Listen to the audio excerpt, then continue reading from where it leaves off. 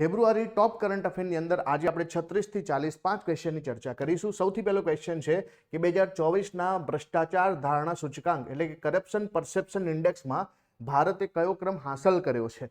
તો આનો આન્સર શું આવશે? 93, 94, 95 કે 96? તો આપણે જે ક્રમ મેળવ્યો છે એ છે 96.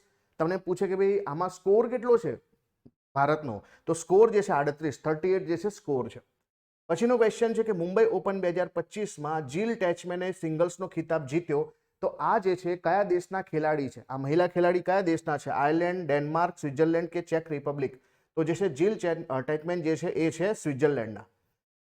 મંથન 2025 એ ફ્લેગશિપ વાર્ષિક ઇનોવેશન ઇવેન્ટ છે. એટલે કે મંથન નામની જે છે એક વાર્ષિક જે છે ઇનોવેશન ઇવેન્ટ છે એ કયા જે છે ક્ષેત્ર સાથે સંબંધિત છે? ટેક્સટાઇલ સાથે, ડિફેન્સ સાથે, સંસ્કૃતિ એટલે કલ્ચર સાથે કે પછી સોલર એનર્જી સાથે સંકળાયેલી છે? તો મંથન 2025 એકચ્યુઅલીમાં સંરક્ષણ એટલે કે ડિફેન્સ સાથે સંકળાયેલી જે છે એક ઇવેન્ટ છે.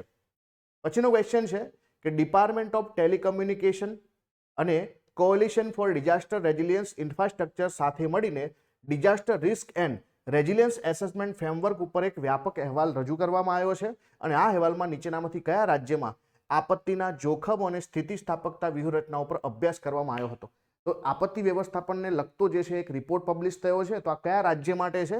તો આ રાજ્યો આવશે આપણા આસામ, ઓડિશા, તમિલનાડુ, ઉત્તરાખંડ અને ગુજરાત. આસામ, ઓડિશા, તમિલનાડુ, ઉત્તરાખંડ અને ગુજરાત આ રાજ્યો માટેનો રિપોર્ટ છે. વડાપ્રધાન નરેન્દ્ર મોદીએ કયા દેશના માર્સેઈમાં ભારતના કોન્સ્યુલેટ જનરલનું ઉદ્ઘાટન કર્યું? તો અહીંયા માર્સેઈ જે છે બરાબર એક દેશની સિટી છે અને એ દેશ કયો છે? તો એ દેશ છે આપણો ફ્રાન્સ. તો ફ્રાન્સની અંદર ભારતના વડાપ્રધાને ભારતના કોન્સ્યુલેટ જનરલનું ઉદ્ઘાટન કર્યું છે. તો આ હતા આપણા આજના 5 ક્વેશ્ચન.